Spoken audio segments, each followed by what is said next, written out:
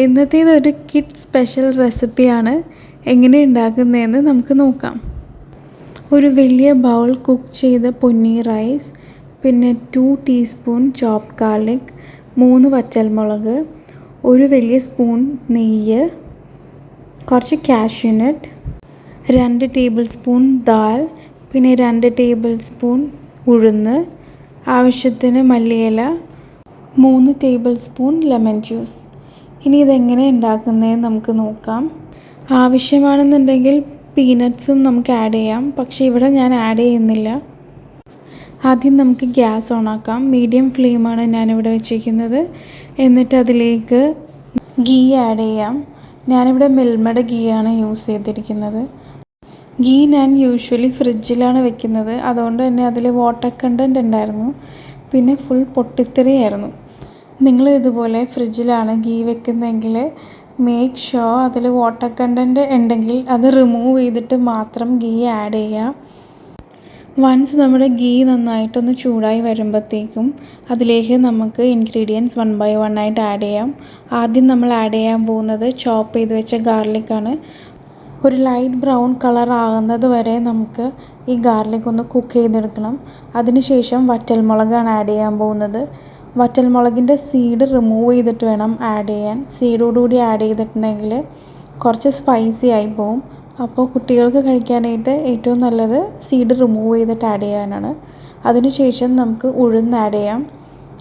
പിന്നെ ചോപ്പ് ചെയ്ത് വെച്ച കാഷ്യൂനട്ട്, ദാൽ, ഇതെല്ലാം ആഡ് ചെയ്തിട്ട് നമുക്ക് നന്നായിട്ടൊന്ന് മിക്സ് ചെയ്ത് കൊടുക്കാം. ഇതിൻ്റെ കളറൊന്ന് ചേഞ്ചായി വരുന്നത് വരെ നന്നായിട്ടൊന്ന് കുക്ക് ചെയ്തെടുക്കണം.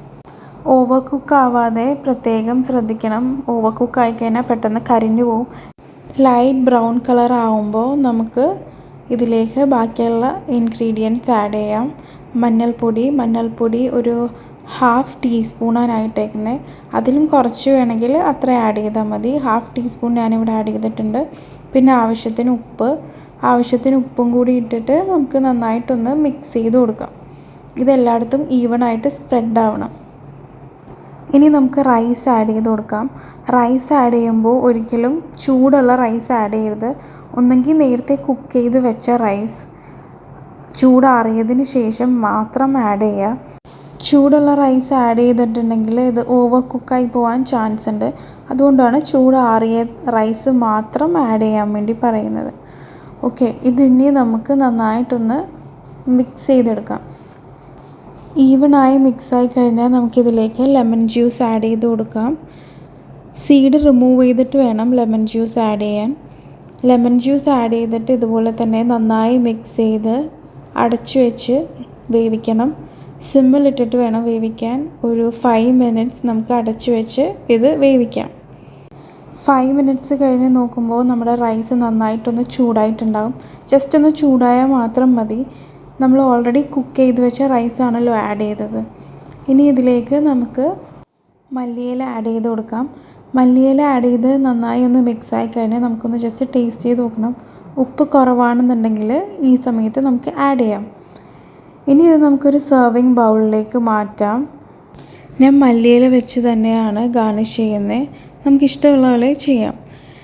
ഇതിൻ്റെ മെയിൻ കോമ്പിനേഷൻ എന്ന് പറഞ്ഞാൽ ക്യുക്കമ്പർ സാലഡാണ്. ക്യുക്കമ്പർ കർഡ് സാലഡിൻ്റെ കൂടെ ഇത് സെർവ് ചെയ്യാം കുഞ്ഞുങ്ങൾക്കാണെന്നുണ്ടെങ്കിൽ. അല്ലാന്നുണ്ടെങ്കിൽ ചിക്കൻ 65 കൂടെയൊക്കെ ഇത് നല്ല കോമ്പിനേഷൻ ആയിരിക്കും. വളരെ ഈസി റെസിപ്പിയാണ്. എന്തായാലും ട്രൈ ചെയ്ത് നോക്കിയിട്ട് ഫീഡ്ബാക്ക് അറിയിക്കുക. Thank you.